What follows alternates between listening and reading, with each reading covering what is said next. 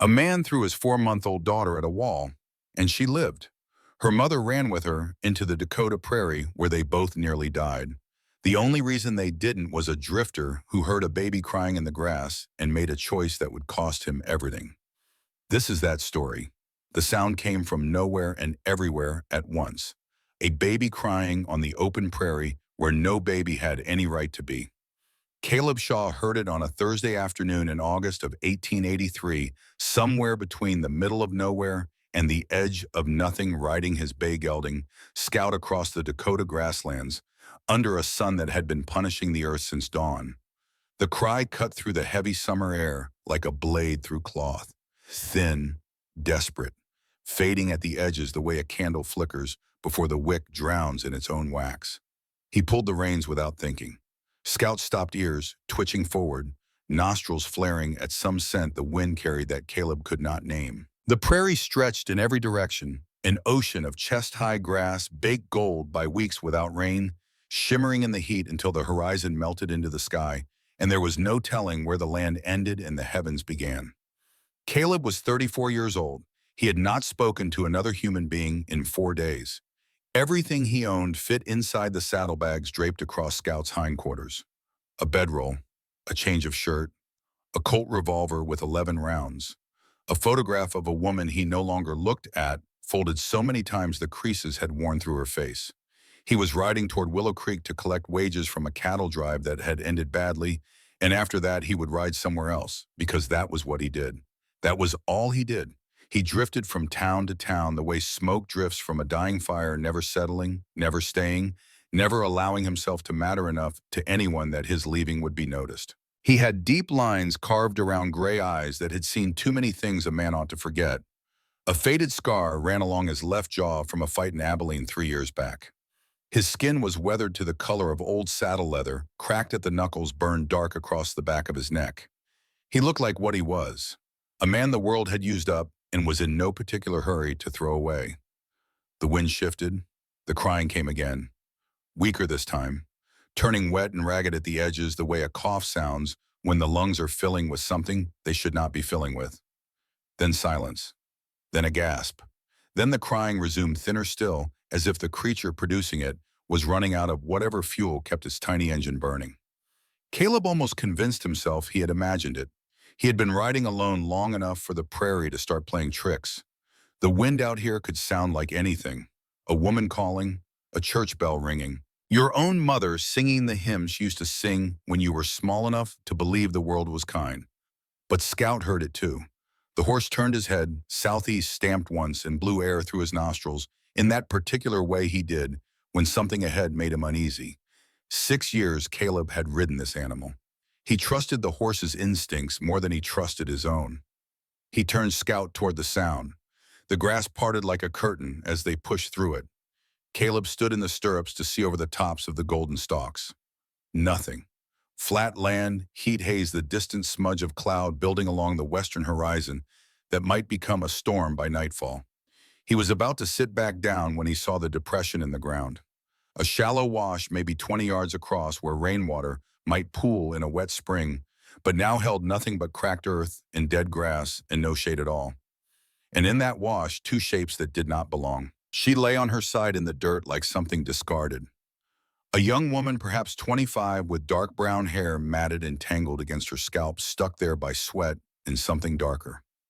Her face was the color of candle wax, bloodless, still. The kind of pale that comes not from shade, but from the body pulling everything inward, hoarding what little it has left for the organs that matter. Her dress had once been blue calico, the kind you could buy for 12 cents a yard at any general store west of the Mississippi, but it was torn at the shoulder now and stained with patches of dried blood that spread across the fabric in a pattern too high and too scattered to have come from childbirth. Beside her, wrapped in what might once have been a christening gown, but was now little more than stained rags, a baby screamed with the last of everything she had. The infant's face was mottled purple. Her tiny fists were clenched so tight the knuckles had gone white. Her mouth was open in a square of pure outrage, the kind of sound that comes not from hunger alone, but from something deeper. A protest against the universe itself for allowing this to happen.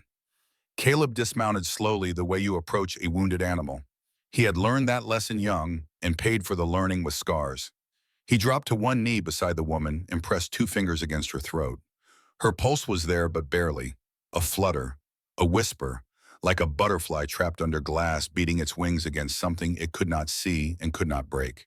She did not respond to his voice, did not flinch when he touched her. Her breathing was shallow and fast, a panting rhythm that spoke of fever and dehydration and the body's desperate math of deciding which systems to shut down next in order to keep the heart pumping for one more hour. One more minute, one more beat. He turned to the baby. When he lifted her from the ground, the weight in his hands was almost nothing. He could feel every rib through the thin cloth. She was light the way a bird is light, all hollow bones and desperate breath, and the furious refusal to stop existing. He unbuttoned his shirt and pulled the infant against his bare chest. She stopped screaming the moment she felt his warmth. The sound died in her throat like a match dropped in water, replaced by a whimper, then a hitching breath, then the weak rhythmic mouthing of a creature searching for something to eat and finding only skin and sweat and the steady drum of a stranger's heartbeat. Her fingers found his thumb, tiny fingers impossibly small, curling around the rough pad of his thumb and holding on with a strength that had no business existing in something so small. Caleb looked down at that grip and felt something shift behind his ribs. He could not have named it. He was not a man who named things like that. But no one had held on to him that way in 15 years. Not since before the war. Not since before everything. He looked closer at the woman, and what he saw turned his stomach to ice. Bruises, old ones faded to the yellow-green of a week's healing, ringing her upper arms in a pattern that matched the spacing of a man's fingers. New ones deep purple edging toward black across her collarbone and jaw. And when he moved the torn fabric of her dress to check her ribs for breaks, he found what stopped his breathing entirely. A bruise on her left side, just below the ribs, shaped unmistakably like the sole of a boot. Someone had kicked this woman while she lay on the ground. Not in anger, because anger is formless. This was deliberate, measured. The mark of a man who knew exactly where to place his foot to cause the most pain without breaking anything that might require a doctor's attention. Caleb had seen violence before. He had participated in it when he was younger and angrier, and still believed that fists could solve things that words could not. He had killed men in the war. He had put two men in the ground since, both in self-defense, both in towns he left the next morning and never returned to. He was not a gentle man by nature, but this was different. This was a woman alone with a baby, beaten and abandoned in the middle of the Dakota prairie, left to die under a sun that did not care in a place where no one would ever find the bones. A memory surfaced, unbidden, unwanted. The last day of his military service, a farmhouse on the Colorado frontier. His commanding officer pointing at it with a gloved hand and saying the words that ended Caleb's career as a soldier. Burn it. There had been a family inside. He had heard a child crying through the walls. He had refused the order. The court-martial was swift and unambiguous. Dishonorable discharge. The end of everything he thought he was. That was 15 years ago. He had been running ever since. Running from the army, running from the law, with warrants for assault in two territories, both from fights where he had been defending someone else, though the law did not care about such distinctions. Running from the idea that he was worth anything more than the next town, the next job, the next empty horizon. But now, in this shallow wash in the Dakota grasslands, with a dying woman at his feet and a starving infant gripping his thumb, the running stopped. Not because he chose to stop, because a baby was crying where no baby should exist, and he could not ride past it. Not this time, not again. The situation was brutal in its simplicity. Willow Creek lay 15 miles to the southeast. The woman would not survive being thrown across a saddle. The baby would not survive another hour without milk.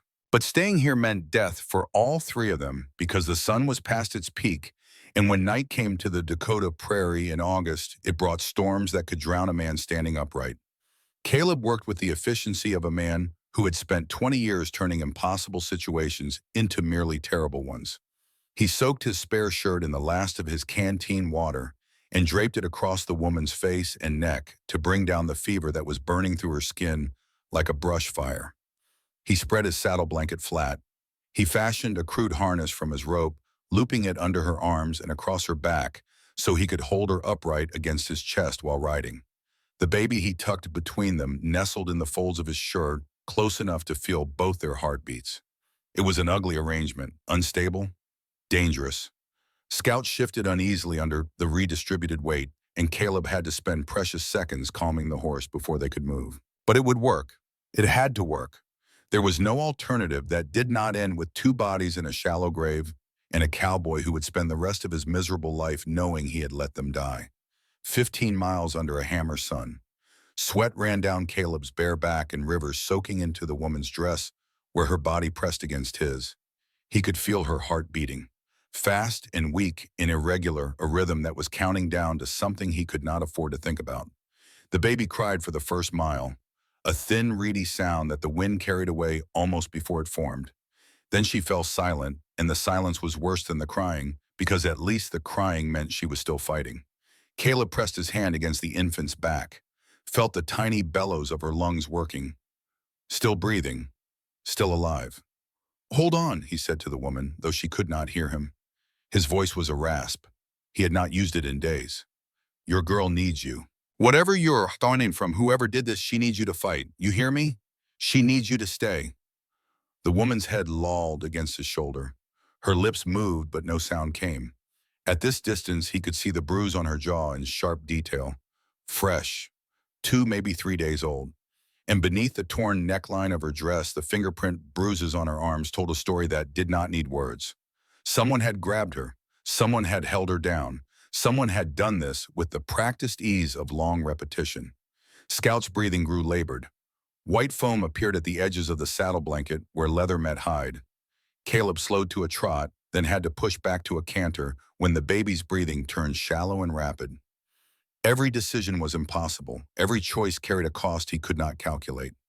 Slow down and the baby dies.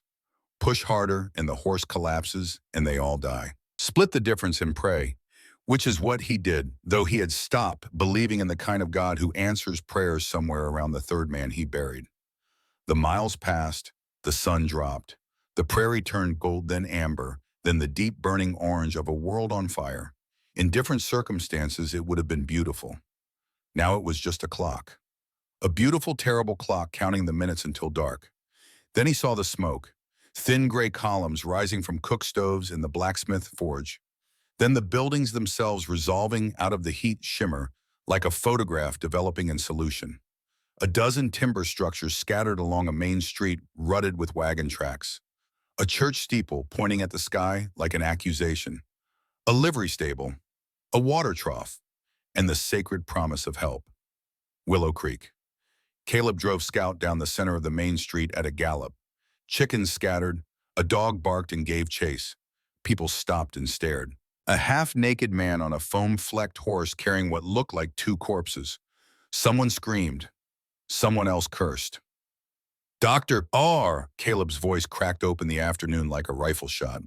"I need a doctor." The house was white clapboard with blue shutters set back from the street behind a picket fence that needed painting. Dr. James Hennessy stepped onto the porch with the calm of a man who had seen death often enough to stop being startled by its arrival. He was 60 years old, silver-haired, lean in the way of men who forget to eat when they are working, which was most of the time. He took in the scene with a single practiced glance the way a general surveys a battlefield, and what he saw made his jaw tighten. "Bring them in, quickly." Caleb dismounted in a controlled fall, his legs nearly buckled.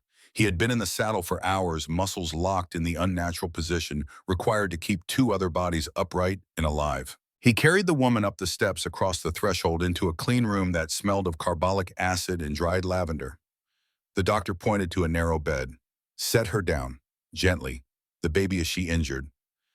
"I don't think so, just hungry, and I don't know how long they were out there." Sarah Hennessy appeared in the doorway like a woman who had been summoned by instinct rather than sound.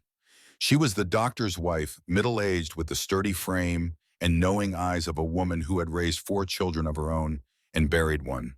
She took the baby from Caleb's arms with practiced hands and looked down at the tiny silent face.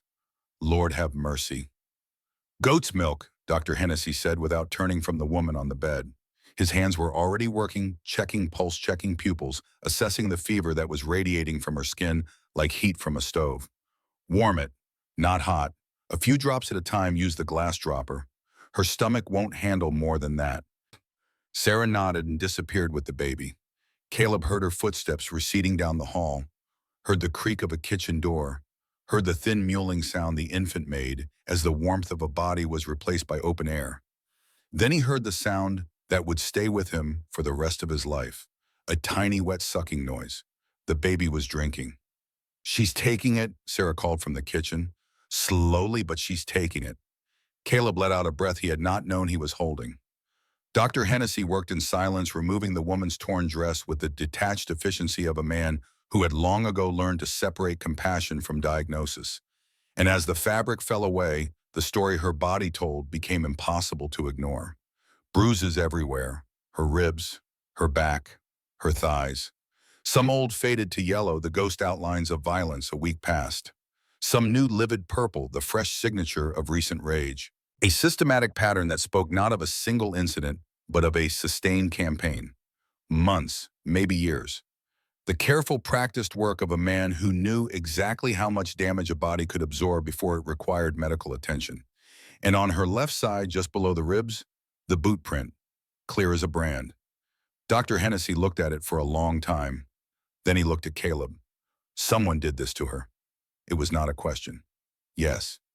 Recently, some of the facial bruising is 3, maybe 4 days old. The boot mark is about the same. I found her on the open prairie, 15 miles northwest. The baby beside her, both nearly dead.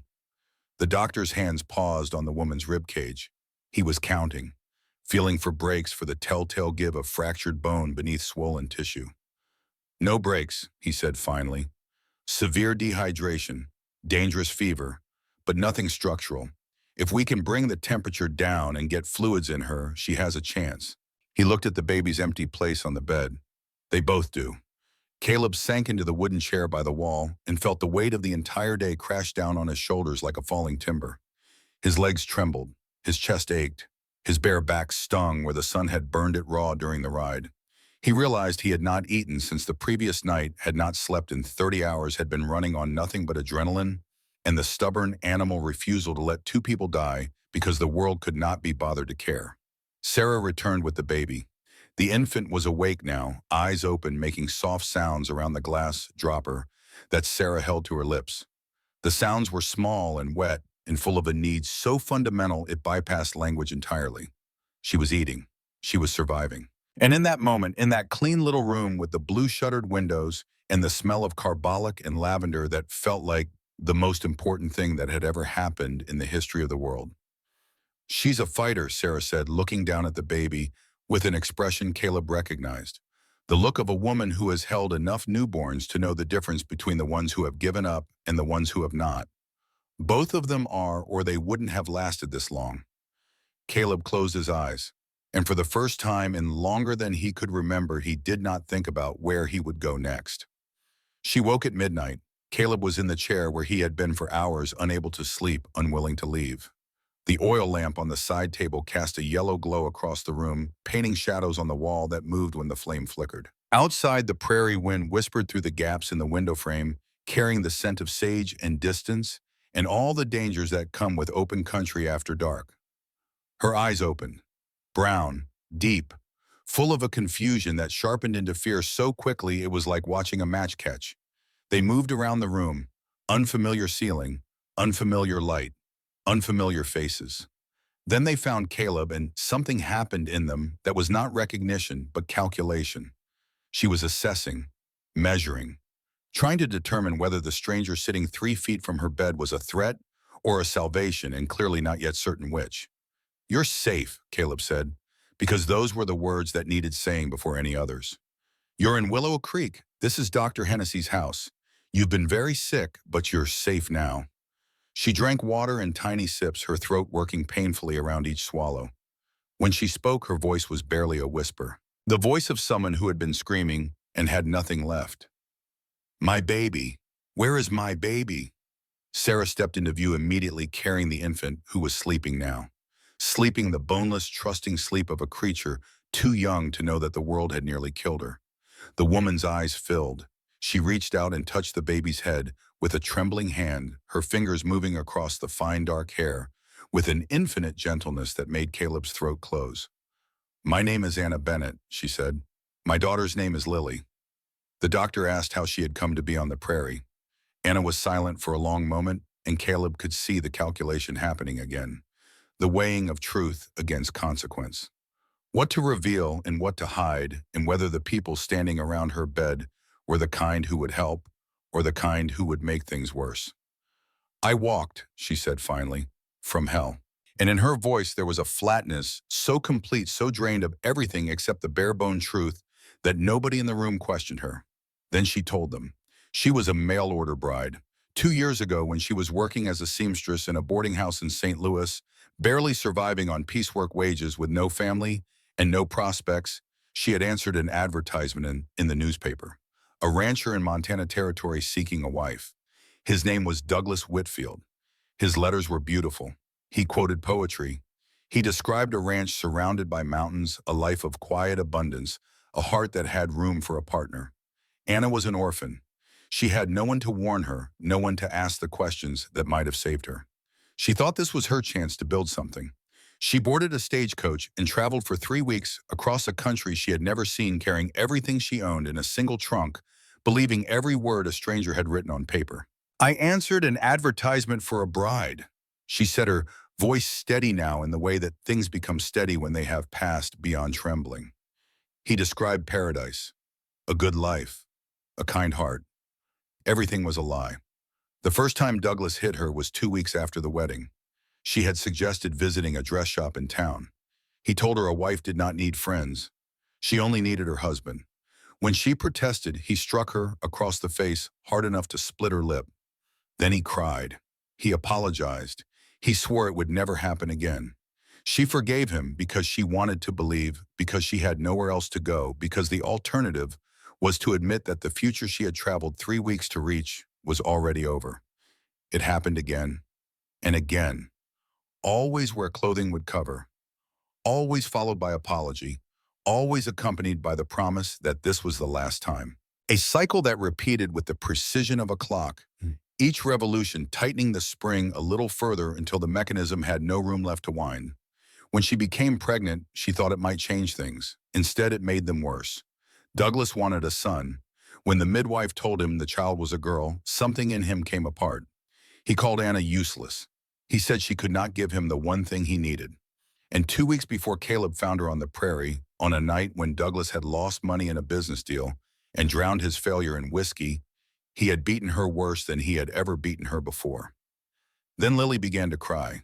Anna's voice did not waver as she described what happened next, but her eyes went somewhere far away to a room that existed only in memory and nightmare, and Caleb could see the distance she was traveling to speak these words aloud.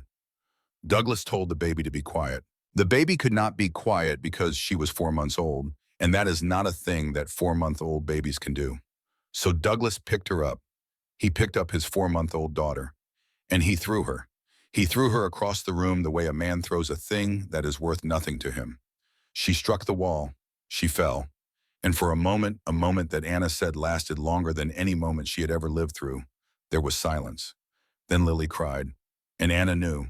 She knew with a certainty that bypassed thought and went straight to the bone. If she did not take her daughter out of that house tonight, he would kill her. Maybe not tonight, maybe not this week, but eventually, because a man who throws a baby at a wall has crossed a line that does not uncross. She waited until Douglas passed out from the whiskey. She took the small amount of money she had hidden over months' coins and bills, secreted away in the lining of a coat he never wore. She wrapped Lily into the christening gown that had been meant for a celebration and instead became a shroud against the night. And she ran. She made it 20 miles to the town of Diedrich. She tried to buy a stagecoach ticket. Someone recognized her. Douglas had posted a notice offering a reward. He arrived within hours with 3 hired men. Anna escaped through the back window of a boarding house and ran into the prairie because there was nowhere else to run. She ran until her legs gave out. She ran until the sun rose and set and rose again. She ran until she could not run anymore, and then she lay down in a shallow wash in the Dakota grasslands and prayed that someone would find her daughter before it was too late. The room was very quiet when she finished. Caleb stood up. He walked to the window and looked out at the dark prairie and fought to control something inside himself that was blacker and more dangerous than anything Douglas Whitfield had ever done. He had killed before, in war, in bar rooms, in disputes that started with words and ended with someone on the ground who was not getting up. He knew what rage felt like. He knew the heat of it, the way it narrows the world to a single red point. And he had never wanted to kill a man as badly as he wanted to kill Douglas Whitfield in this moment. The feeling terrified him, because if he lost control, if he surrendered to that black thing coiling in his chest, he would be no different from the man who had put those bruises on Anna's body. Violence was violence regardless of the reason.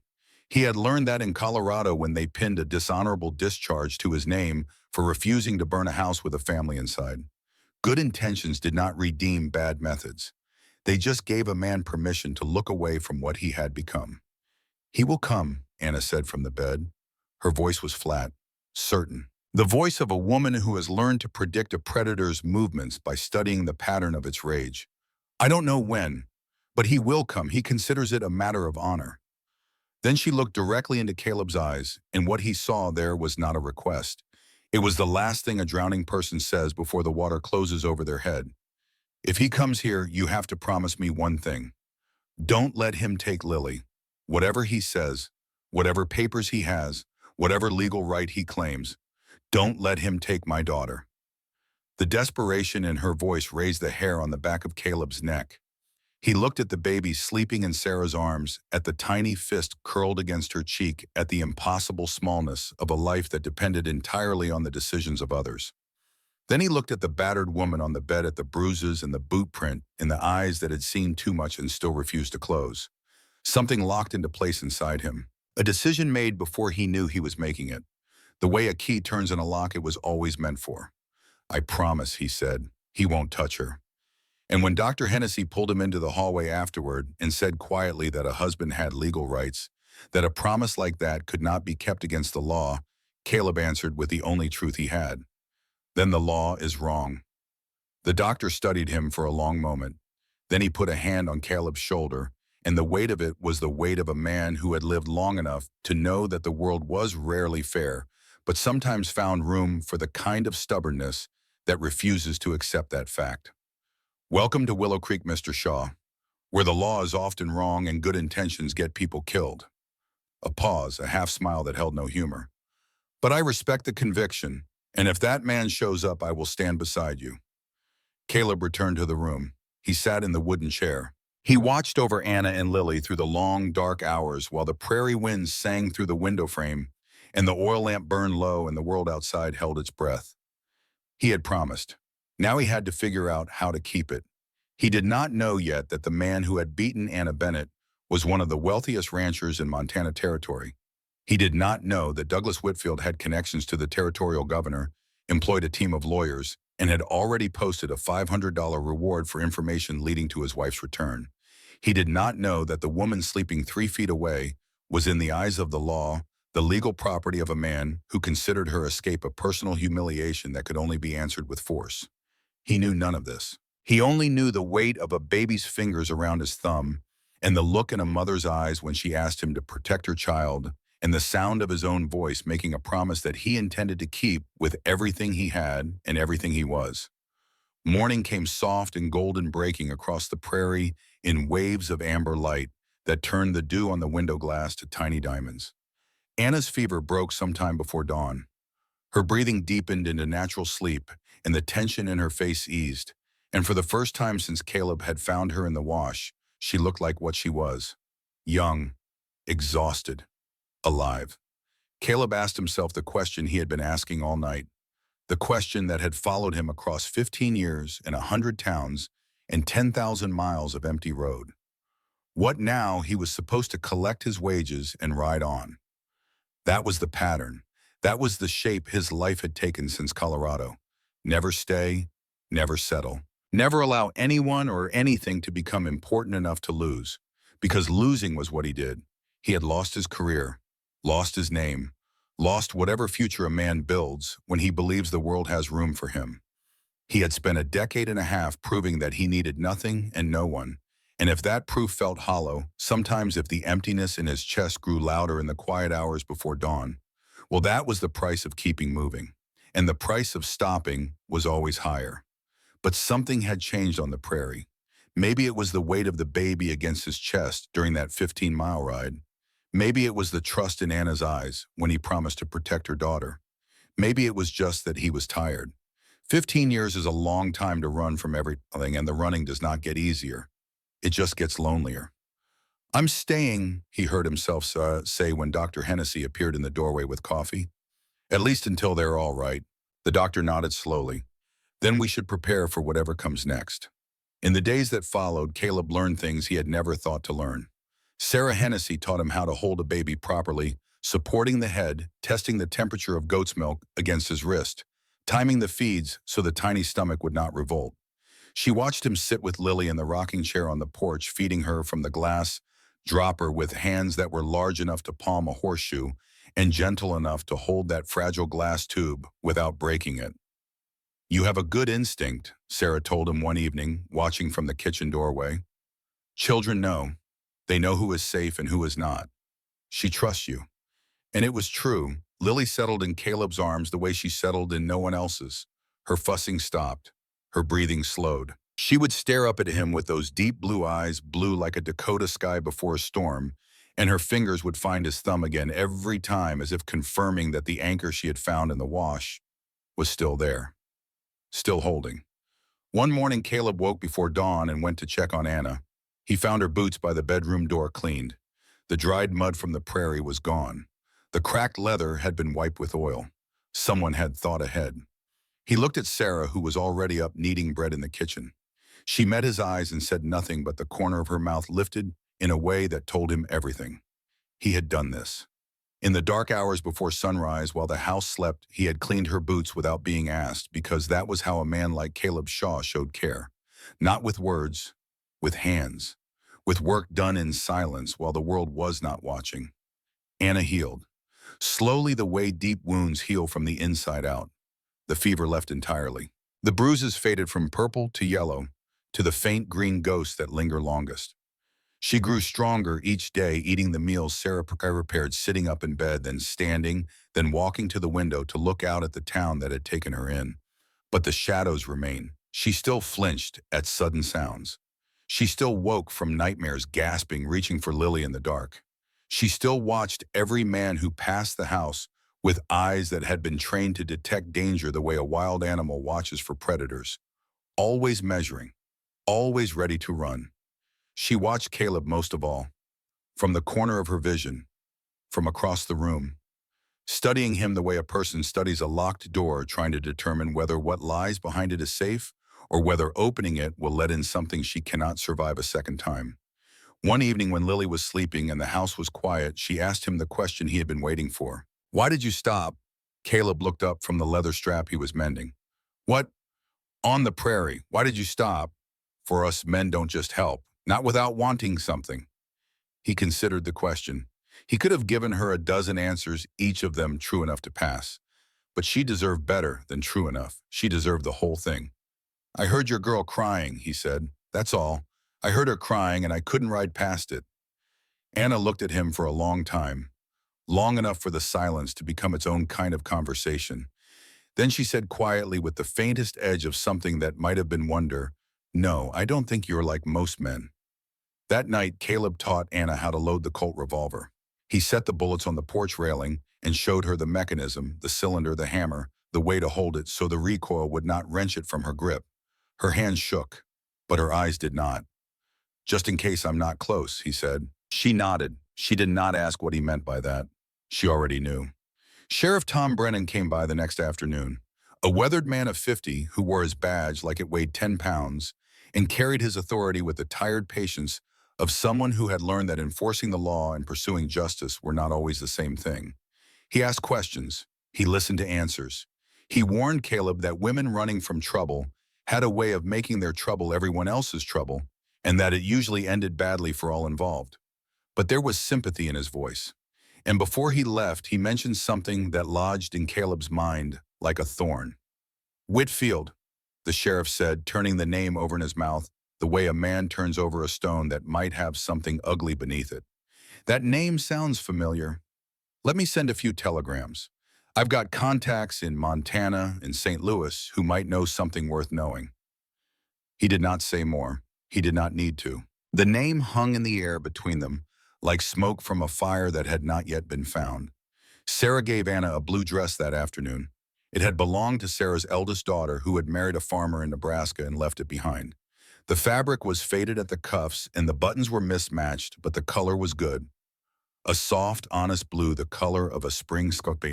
"This shade suits your eyes, Anna," Sarah said simply. Anna held the dress against herself and looked in the small mirror above the washstand. She stared at her own reflection for a long time, as if meeting a stranger. Then she said something that made Sarah put a hand over her mouth. "I haven't seen my own face in 2 years." He wouldn't allow mirrors in the house. He said vanity was a sin. She put the dress on. It fit well enough. And when she walked into the parlor where Caleb was sitting with Lily, he looked up, and for a single unguarded moment, his expression changed. It was the briefest thing. A softening around the eyes, a pause in his breathing. The kind of look a man gives when he sees something beautiful and is surprised by the fact that beauty still exists in a world that has given him so many reasons to doubt it. Then the moment passed, and he went back to feeding Lily, and neither of them spoke of it. Later that evening, after the feeding was done, and Lily was sleeping in the cradle, Caleb carried the baby to Anna.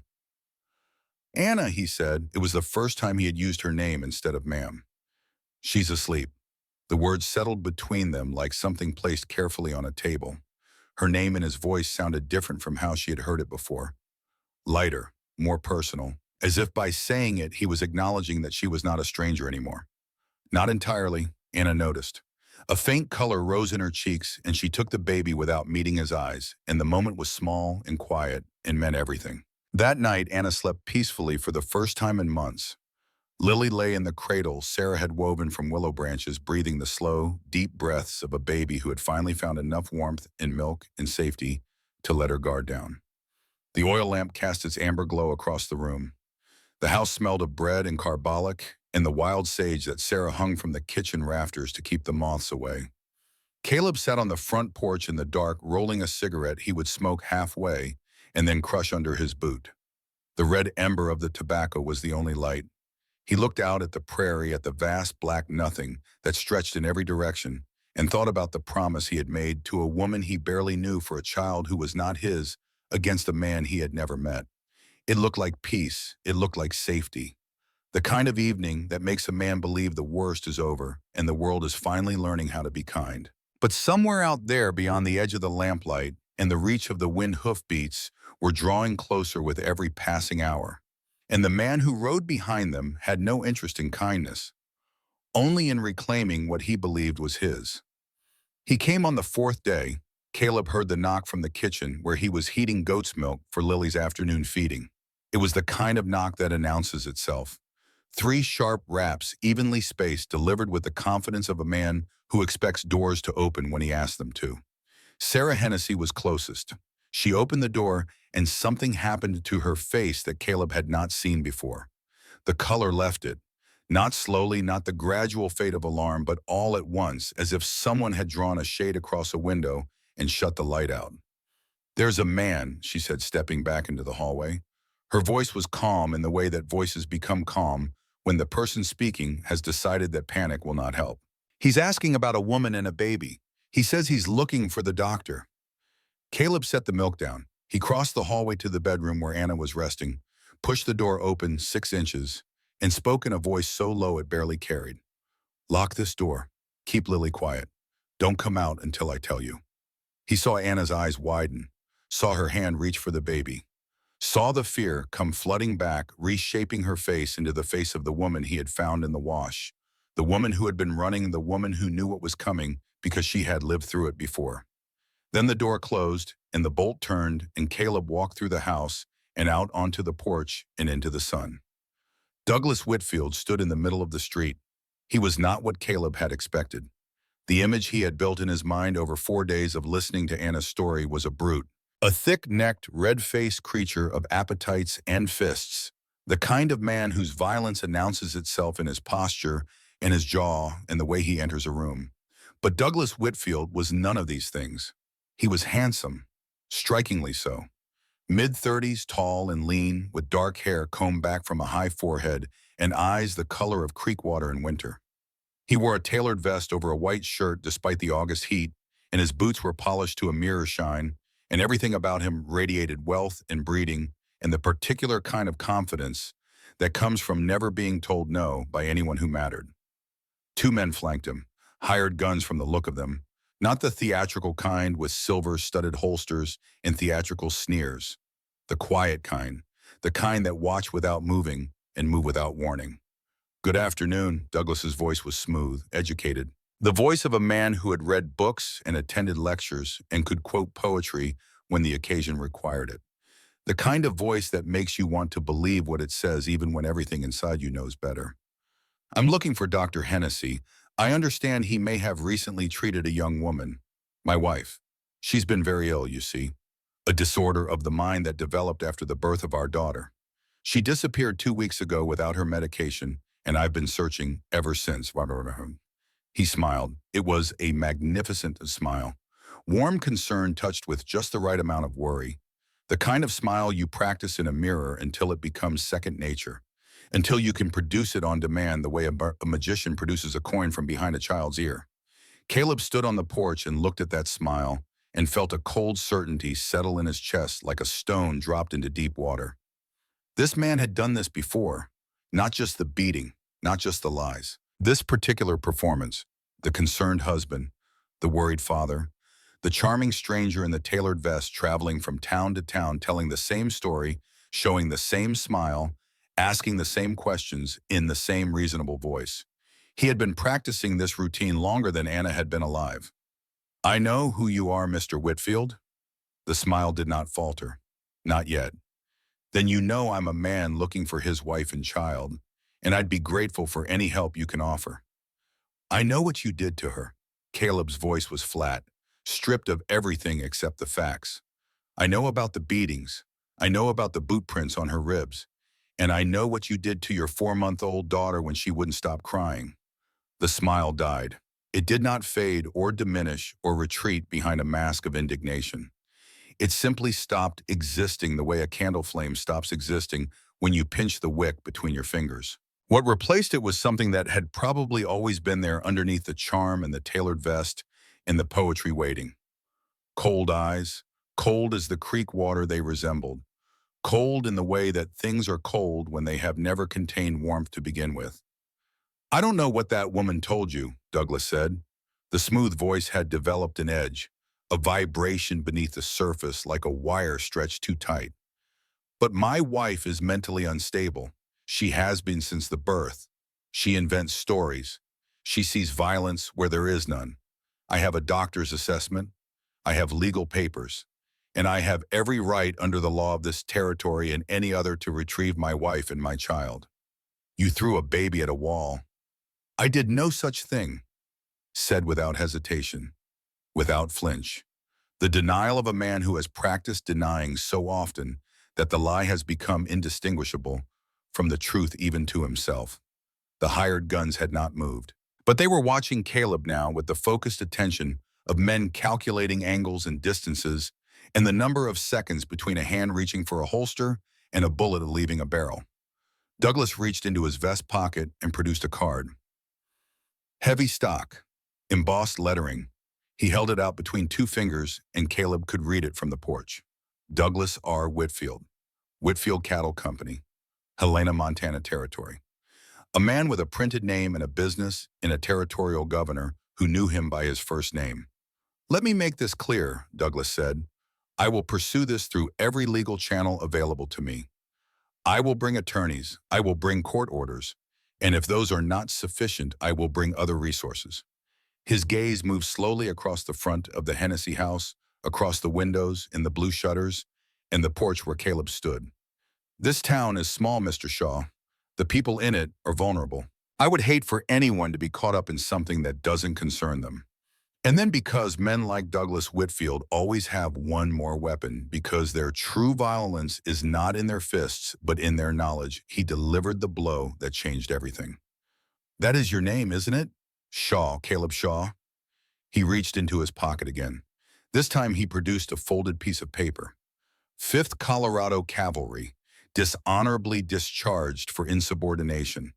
Outstanding warrants in 2 territories for assault. He looked up from the paper and the cold smile returned. You're a wanted man, Mr. Shaw. A drifter with a criminal past inserting himself into another man's family dispute. I wonder how a judge would view that. I wonder how this town would view it. The words hit the air like rifle shots. Caleb felt them land, felt them penetrate the armor he had built over 15 years of silence and solitude. Sarah Hennessy was in the hallway. He knew she had heard.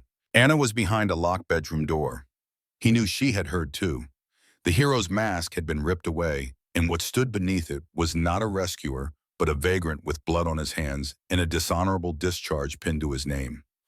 Douglas Whitfield tucked the paper back into his pocket, straightened his vest, nodded once as if concluding a business transaction that had gone entirely according to plan. I'm staying at the hotel. I'll be filing a formal petition for custody of my wife and daughter within 48 hours. I suggest you consider carefully whether you wish to be involved in this matter, Mr. Shaw. Given your circumstances, involvement could prove very costly. He turned and walked back toward the main street. The hired guns followed. Their boots made no sound on the packed earth. They moved like shadows, like things that belong to the dark and merely tolerate the sun. Caleb stood on the porch until the 3 figures disappeared around the corner of the general store. His hands were shaking, not from fear, from the effort of keeping them still, from the effort of not walking down those steps and across that street and doing the thing that every fiber of his body was screaming at him to do. Because Caleb Shaw was not afraid of Douglas Whitfield. He was afraid of what he would do to Douglas Whitfield if the leash he kept on himself ever slipped. He had felt it during the confrontation. The black thing, the old familiar rage that had cost him his career and his name and 2 men their lives. It had risen in his chest like water rising behind a dam, pressing against the walls looking for cracks, and Douglas's smiling face had been the crack it wanted. He closed his eyes, counted to 10, counted to 20, waited until his hands stopped trembling and his breathing returned to something resembling normal. Then he went inside. Anna was standing in the hallway when he came back inside, pale as paper. Lily against her chest held tight enough that the baby squirmed and fussed. Behind her, Sarah Hennessy stood in the kitchen doorway with both hands pressed against her mouth. He knows you're protecting us, Anna said. He'll come after you now. That's what he does. He doesn't fight directly. He destroys the people around you until you have nowhere left to turn. Let him try. Don't. Her voice was sharp. Don't pretend this is simple. I've heard men say those words before. They always underestimate him. He has money. He has lawyers. He has friends in government offices. He will bury you. A pause, the kind of pause that gathers weight like a storm cloud. What he said about you, Anna continued. Her voice had changed, quieter, more careful, as if she were approaching something that might bite. About the army, about the warrants, is it true? Caleb could have lied. He was good at lying. 15 years of drifting had made him fluent in the language of partial truths, inconvenient omissions. He could have told her that Douglas was making things up, that it was all fabrication, that a man who beats his wife and throws his child is perfectly capable of inventing a criminal record for the person standing in his way. But Anna had spent 2 years inside a prison built from lies. She had earned the truth. Yes, Caleb said. Love it. He sat down in the wooden chair by the window, and for the first time since he had ridden into Willow Creek with a dying woman on his horse and a starving baby against his chest, he told the story he had never told anyone. Colorado Territory, 1868. He was 19 years old and still young enough to believe that wearing a uniform meant something. The 5th Cavalry was sent to clear a settlement of families that the Army claimed were trespassing on government land. The families said they had a treaty. The Army said the treaty had expired. It did not matter who was right because the Army had guns and the families did not. And in the mathematics of the American frontier, that was the only equation that counted. His commanding officer pointed at a farmhouse, a small structure made of rough timber with smoke rising from a stovepipe and curtains in the window and the sound of a child crying inside. The officer said a single word, burn it. Caleb looked at the farmhouse and heard the child and said no, Not a speech, not a protest, just the word. Number. It was the most important word he had ever spoken and the most expensive. They court-martialed him in 2 days. The charge was insubordination. The sentence was a dishonorable discharge that would follow him for the rest of his life. A permanent mark that told every town, every employer, every person who asked where he came from, that this man had failed at the one thing the world expected of him. After that, Caleb said, I went nowhere, everywhere. I drank too much. I fought too often. 2 of those fights ended with men on the ground who didn't get back up.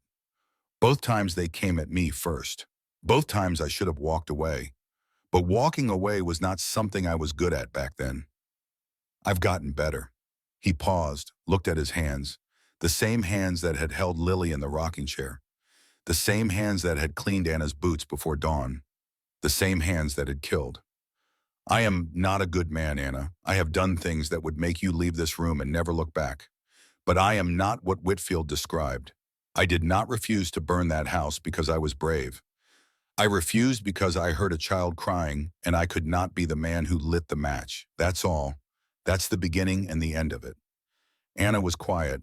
The room was quiet. The whole world narrowed to the distance between them, measured not in feet but in the number of truths that had been laid bare. You refused an order to burn a house with a family inside, she said at last. Yes. And you stopped on the prairie because you heard Lily crying and couldn't ride past. Yes. That's the same man, Caleb. That's the same person making the same choice 15 years apart. Don't you see that she reached out and placed her hand on his?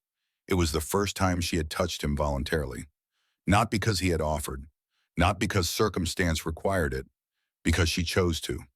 Her fingers were thin and rough from years of seamstress work, and they trembled slightly, but the pressure was deliberate, a decision made with open eyes. I trust you, she said. I need you to know that Caleb found Sheriff Brennan at the jail. The older man was sitting behind his desk reading a stack of telegrams that had arrived on the afternoon wire. His face when he looked up carried the expression of a man who has opened a box and found something inside that he did not expect and does not want. I sent those inquiries, Brennan said without preamble, about Whitfield. Got answers back from Helena Butte in St. Louis. He set the telegrams on the desk, squared them with both hands, and leaned back in his chair. The man is wealthy, connected to the territorial governor, owns 3 businesses, donates to churches, has a reputation in Montana society as a generous benefactor and a pillar of the community.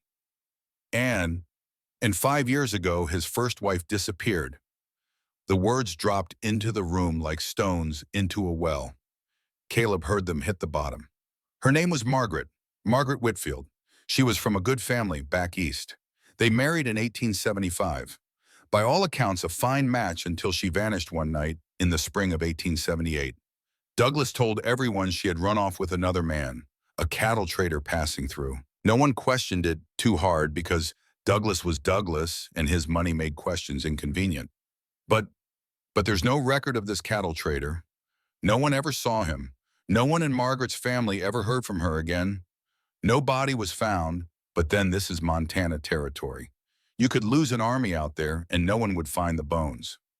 Brennan looked at Caleb steadily. The marshal in Helena has been quietly asking questions for 2 years.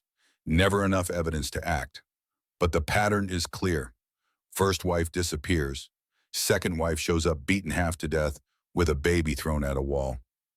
Caleb let the implications settle. They were heavy. What you're saying is that Douglas Whitfield may have killed his first wife. What I'm saying is that if Anna goes back, there is a realistic chance that what happened to Margaret happens to her. And to the baby. Except this time the man won't be careless about it. The room was silent except for the ticking of the clock on the wall and the distant sound of a hammer from the blacksmith shop 3 doors down. Outside, the late afternoon sun painted long shadows across the main street. A normal town on a normal day. Except nothing about this was normal anymore. There's something else, Brennan said. He stood up, walked to the window and looked out at the street, the way a man looks out at open water before a storm. A circuit judge is coming through in 3 days. Judge Catherine Miller. She's fair. She's smart. She hates men who hit women. If we could get Anna's marriage to Whitfield annulled on the grounds of fraud, the whole thing changes. A mail-order bride lured by a false advertisement. That's deception. That's grounds for dissolution. He turned back to Caleb. And if Anna were to marry someone else before Whitfield can get a custody order through the courts, he loses all legal claim. A new husband would have standing to adopt the child. Whitfield would have nothing. The words hung in the air between them. Caleb understood what was being asked, and the understanding hit him with a force that had nothing to do with Douglas Whitfield and everything to do with himself. Marriage. The word he had spent 15 years avoiding the way a man avoids a territory where he knows the law is looking for him, not because he feared commitment, but because he feared what commitment would reveal about him. The emptiness, the violence he carried in his hands, the certainty that anything he built would eventually burn because burning was what he did. He burned careers. He burned friendships. He burned every bridge between himself and the rest of the human race, and then stood on the far side wondering why the water was so wide. But something had changed. He could feel it the way you feel a crack in a dam before the water finds it. The change had started on the prairie when Lily's fingers wrapped around his thumb. It had deepened in the days since, in the quiet hours of feeding and watching and learning to be present in a way he had not been present for anything in 15 years. And it crystallized now in this moment in the sheriff's office, with the question of marriage sitting on the desk between them like a loaded gun. Maybe he had not been running from commitment. Maybe he had been running from purpose. And maybe purpose had finally caught up with him, wearing the face of a battered woman and a 4-month-old girl with blue eyes and a grip that would not let go. "I'll do it," Caleb said, "if she agrees. Talk to her tonight, and for God's sake, Shaw, be gentle about it. The woman just escaped one marriage that was a prison. Don't make her think you're building another one." He told her on the porch that evening after supper, while the sky turned colors that had no names, and the prairie wind carried the scent of sage and cooling earth. Lily was inside sleeping in Sarah's arms. The house was quiet. The town was quiet. The whole world held its breath. Anna listened to the plan without interrupting. Her face was still. Her hands were folded in her lap with the careful composure of a woman who has learned to control her exterior because her interior is in revolt. When Caleb finished, the silence stretched. It stretched long enough for the first star to appear above the western horizon, a single point of light in the enormous darkness. "No," Anna said. "Anna, listen." "I said no." Her voice was not angry. It was something more immovable than anger. "Marriage is forever. I swore to myself after everything Douglas did that I would never give another man that kind of power over me. Never, not for any reason. It doesn't have to be real. It's a legal strategy, a piece of paper. The judge annuls Whitfield's claim, recognizes a new marriage, and suddenly he has no standing. We can dissolve it after. I'm not asking for anything. Everyone asks for something. Then I'm teaching you something different. Some people help because it's right, not because they want something in return." She looked at him the way she had been looking at him since the day she woke up in Dr. Hennessy's spare room. Measuring, assessing, searching for the flaw, the crack, the hidden truth that would confirm what 2 years of abuse had taught her about the nature of men. She searched, and Caleb let her search because he had nothing to hide. Not anymore. Anna did not sleep that night.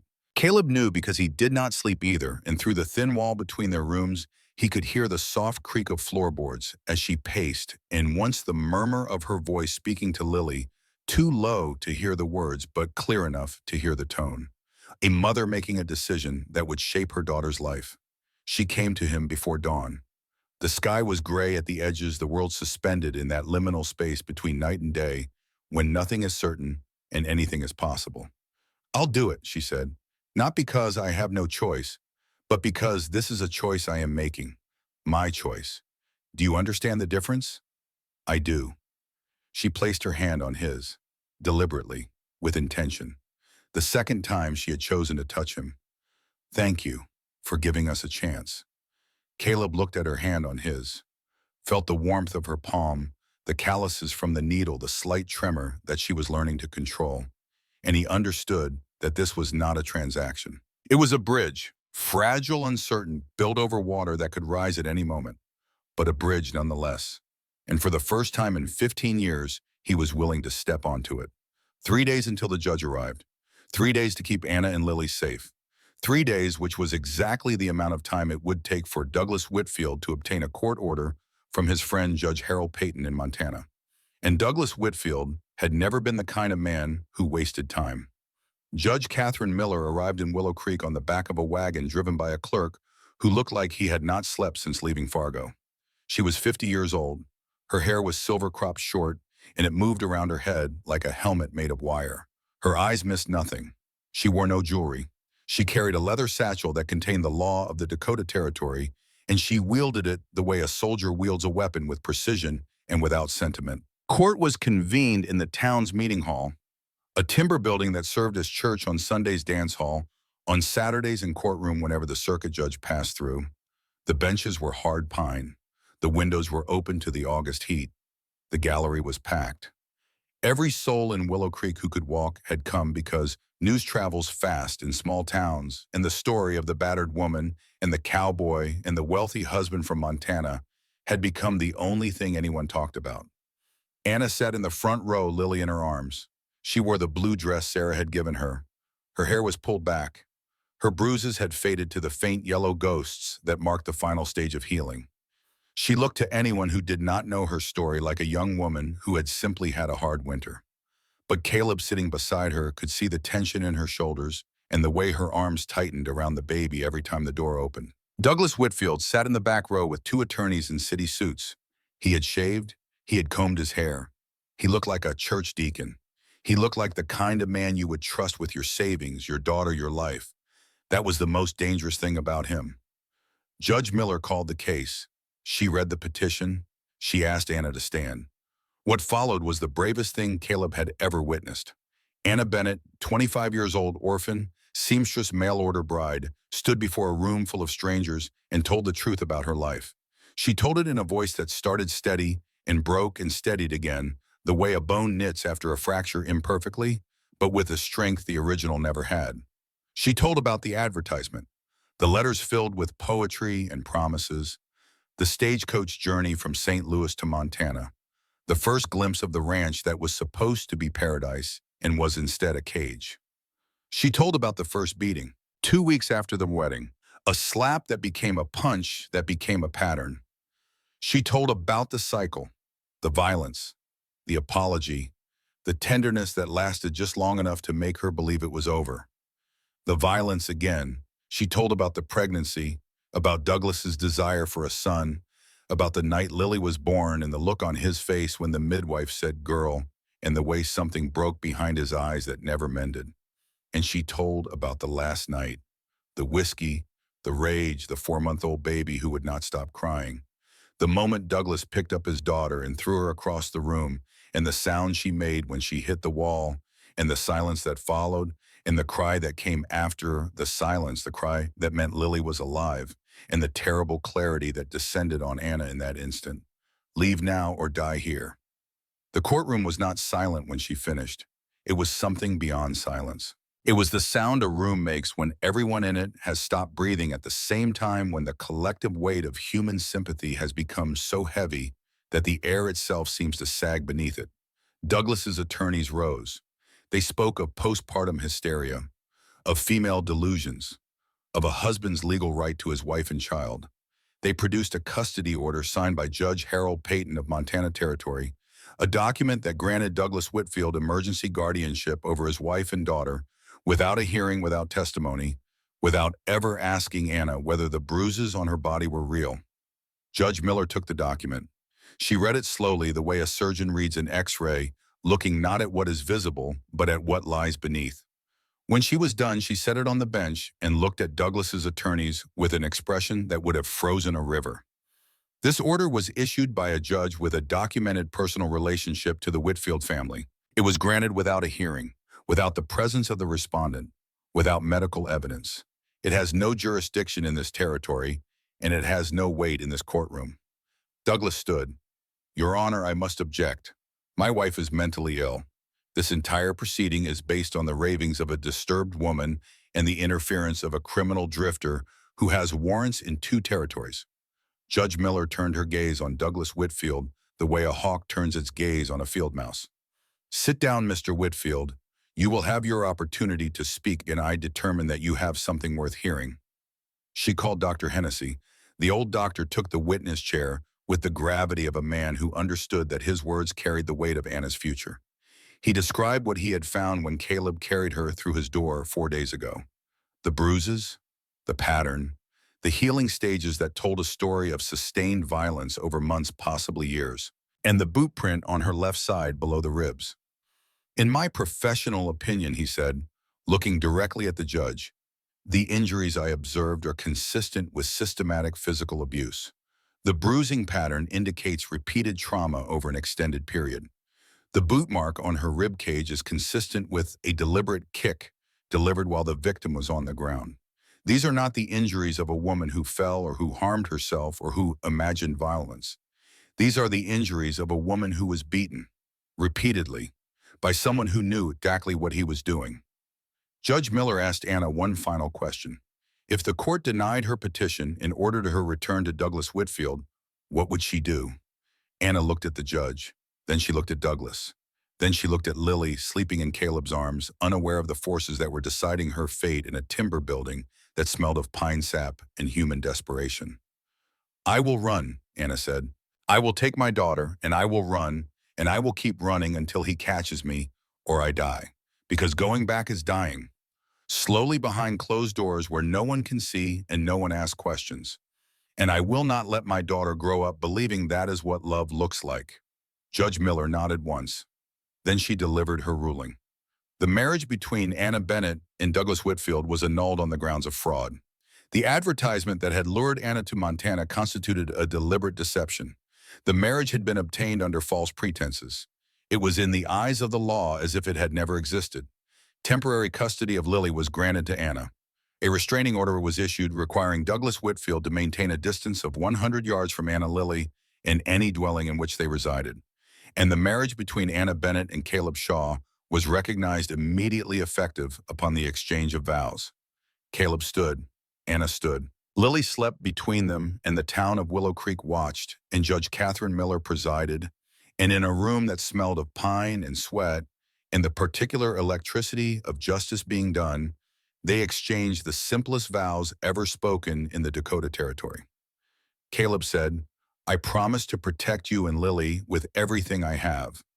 I promise to give you space to heal, and I promise you will never have to run again." Anna said, "I promise to trust you when I can, to try when I can't, and to remember that not every man is the one who came before." Caleb leaned forward and kissed her forehead. Gently, the way you place a seal on a letter that contains something precious, not possession, not desire, a promise, a beginning. Douglas Whitfield was escorted from the building by Sheriff Brennan. He went quietly, which was worse than if he had raged, because quiet in a man like Douglas is not surrender. It is calculation. As he passed Caleb close enough that their shoulders nearly touched, he whispered 4 words that no one else heard. "This is not over." Brennan's hand tightened on Douglas's arm. "You were ordered to vacate before sundown, Mr. Whitfield. I suggest you start walking." Douglas shrugged free of the grip with the easy grace of a man who has been touched by lesser hands his entire life and has never once accepted it. He straightened his cuffs, adjusted his vest, walked through the door and into the afternoon sun as if he were leaving a dinner party and not a courtroom that had just dismantled his world. His attorneys followed their leather satchels heavy with failed arguments and ruined depositions, their faces carrying the particular blankness of men who are already calculating their next invoice. And then he was gone, and the door closed, and the courtroom exhaled, and for one brief, shimmering moment, it felt like victory. The townspeople rose. Some came forward to shake Caleb's hand. Others embraced Anna with the careful warmth of people who have witnessed someone's private pain become public and want her to know she is not alone. Sarah Hennessy wept openly, holding Lily, while Anna accepted the embraces, and Dr. Hennessy stood by the bench, with Judge Miller exchanging quiet words that Caleb could not hear but understood. 2 old professionals discussing the particular intersection of law and medicine and human suffering that had brought them to this moment. It was not. The victory lasted less than a night, not because Douglas returned, not because the law failed, but because the enemy that attacked Caleb Shaw that evening was not a man with hired guns and legal papers. It was himself. The realization hit him on the porch after the celebration had died down, and the well-wishers had gone home, and the house had grown quiet. He was a husband. He was, in the eyes of the law, a father. After 34 years of solitude, of refusing every connection, of building a life specifically designed to avoid this exact situation, he was responsible for two human beings who depended on him entirely. And he was terrified. Not of Douglas. Douglas was a known quantity, a man with money and lawyers and a taste for cruelty that the law would eventually catch up to. Caleb had faced men like Douglas before, and he knew how they operated, and he knew that they could be beaten, because all bullies are ultimately cowards, and all cowards eventually run. The terror was closer, deeper. It lived in the spaces between his ribs, in the dark rooms of his memory, in the hands that had held a dying baby on the prairie, and had also, on other nights in other towns, put men on the ground and not always waited to see if they got up. He looked at his hands in the lamplight, scarred, calloused, the hands of a man who had built nothing and broken everything, the same hands that had cradled Lily, that had cleaned Anna's boots in the dark before dawn, that had also wrapped around a man's throat in a saloon in Dodge City and held a knife in a dispute over wages in Tombstone and done things that the light of this porch and the warmth of this house had not yet had time to bleach clean. What if Douglas was right? Not about the facts, about the implication, that a man with violence in his past carries violence in his future, that the same hands that hit in anger can hit it again regardless of intention, that there was no real difference between Caleb Shaw and Douglas Whitfield except circumstance, and circumstance changes, and when it does, the darkness that lives in all men finds its way to the surface. Dr. Hennessy found him sitting in the dark, staring at nothing when the clock in the hall struck midnight. The old man sat down in the other chair and said nothing for a while. Then, with the precision of a man who has spent 40 years diagnosing ailments, both physical and otherwise, he identified the disease. "You're doubting yourself." Caleb did not deny it. "I've killed men, doctor. In the war, in bar rooms. When my anger got away from me, the results were permanent. And when I stood in front of Whitfield today, when I looked at that smiling face and heard what he did to her and to the baby, I wanted to kill him. Not as a figure of speech, as a plan, as something my hands wanted to do and my mind was already calculating the execution of. And the wanting was easy. It came easy, like breathing." Hennessy was quiet for a moment. When he spoke, his voice held the gentleness of a man who has seen enough of the world to know that perfect men do not exist, and the imperfect ones are all there is. "The difference between you and Whitfield is not that you don't have anger. Every man has anger. The difference is what you do with it. Whitfield uses his anger on the people who cannot fight back. Women, children, the defenseless. You used yours to refuse an order that would have killed a family. You used it to ride 15 miles under a killing sun to save a stranger. You are not the same man, Caleb. Not even close. You don't know that. No, but I've been a doctor for 40 years. I have watched men at their worst, and I have watched them at their best, and I have learned that the ones worth saving are the ones who worry about whether they're worth saving. The truly dangerous ones never ask the question." Caleb stared at the dark prairie. Somewhere out there, the grass was still swaying where he had found Anna and Lily less than a week ago. Such a short time, and yet his entire life had changed shape. That was all it had been. 4 days and his entire life had changed shape like a river that hits a boulder and splits into 2 channels, and the water does not get to choose which way it goes. "What if I fail them?" he asked. The question was not rhetorical. It was the most honest thing he had said in 15 years, and it tasted like copper in his mouth. "What if I'm not strong enough or steady enough or whatever a husband and a father is supposed to be? I've never been those things. I don't have a model. I don't have a map. The only father I ever knew drank himself to death when I was 12, and the only marriage I ever saw ended with my mother in a grave before she was 40. What if that's in me? What if it's blood? Deep." Hennessy considered this. He reached into his vest pocket and produced a pipe that he did not light because Sarah would not allow it in the house, but that he held in his hand the way other men hold rosary beads. "Nobody is good enough, Caleb. That's the secret no one tells you. Every father who ever lived was terrified he would fail. Every husband who ever stood before a minister wondered if he was making a promise his bones could not keep. The difference is not in the fear. It's in what you do with it. You can let it drive you away, or you can let it drive you to be better. And I have watched you with that baby for 4 days, and I have watched you with that woman, and I will tell you this, you are trying. You are trying harder than any man I have met in 40 years of practice. And trying is the whole thing. It is the only thing. Caleb said nothing. He looked at his hands. He thought about packing his saddlebags, loading Scout, riding out before dawn the way he had ridden out of 100 towns, leaving nothing behind but hoofprints and the ghost of a promise he could not keep. They would be better off without him. Anna had the annulment, the restraining order, the protection of the town. She did not need a drifter with a criminal record and a talent for violence standing between her and the future. He was composing the letter in his head, the one he would leave on the kitchen table, explaining why he had gone when a sound came from the bedroom. Lily was crying, not the hungry cry, not the uncomfortable cry, a different sound, smaller. Frightened. The cry of a baby having a nightmare she was too young to understand, reliving something in the formless language of infant memory that had no words but had every feeling. Caleb was on his feet before the thought completed itself. Through the hallway, through the door, to the cradle. He lifted Lily and held her against his chest, and she stopped crying the instant she felt him. The instant she felt the warmth and the heartbeat and the particular rhythm of the arms that had carried her across 15 miles of prairie on the worst day of her life.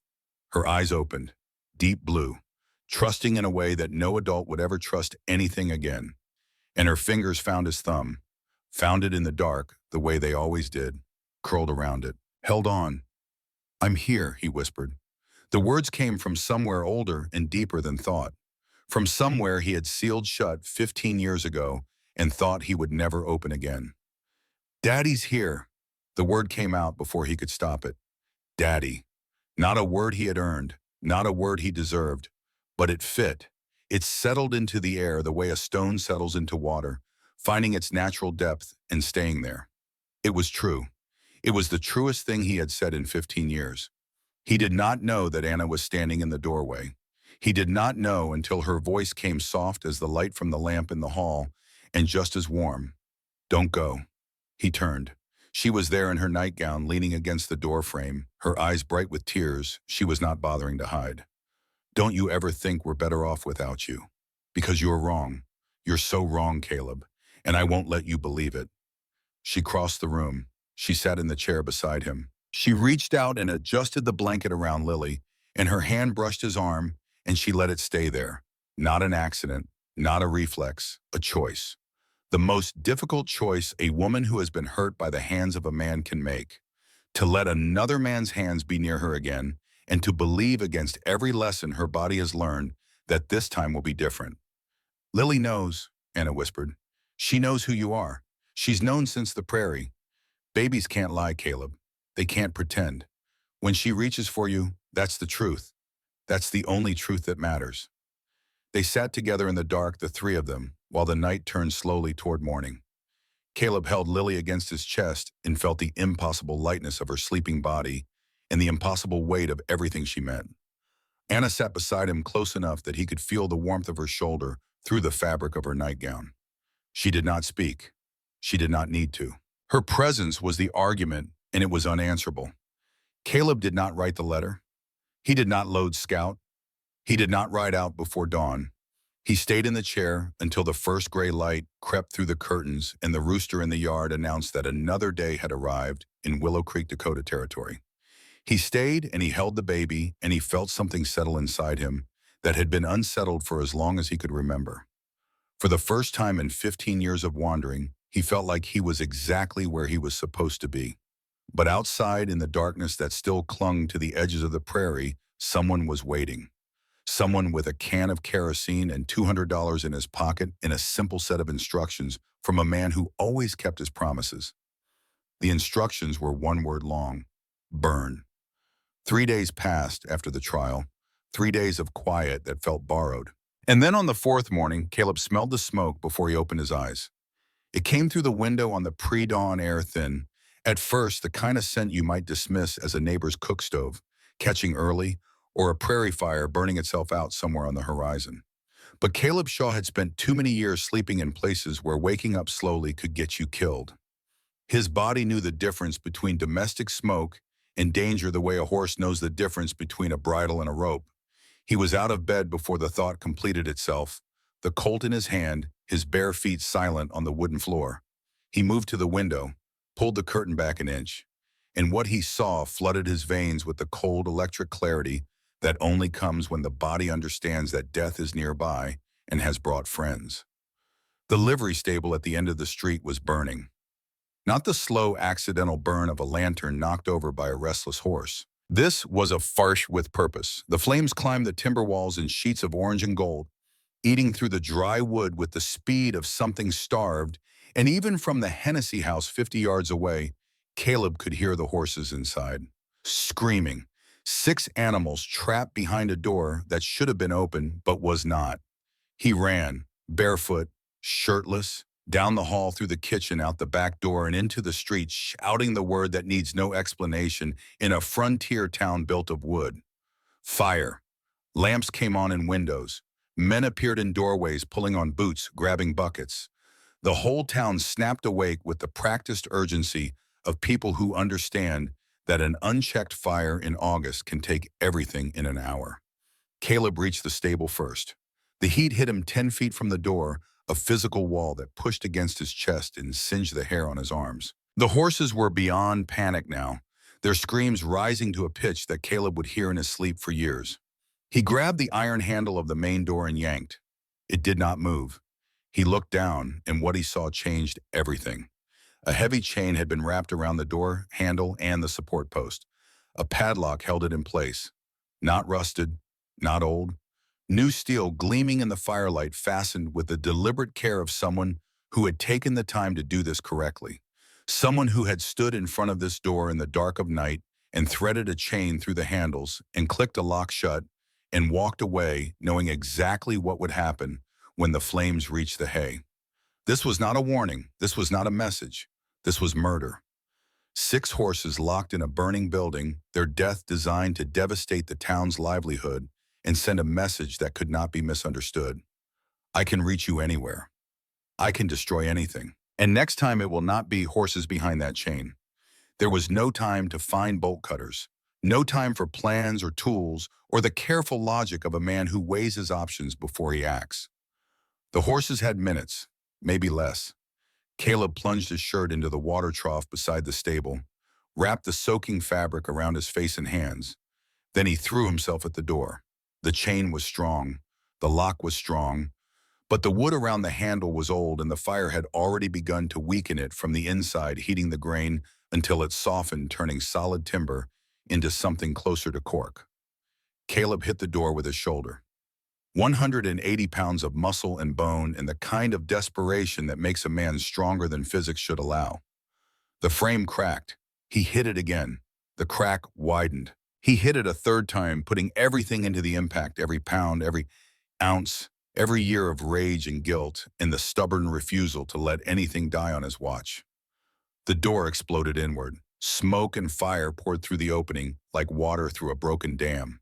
Behind it came the horses. 6 animals wild with terror, eyes rolling, white hooves pounding the earth with the force of creatures who have stared into the abyss and chosen to run.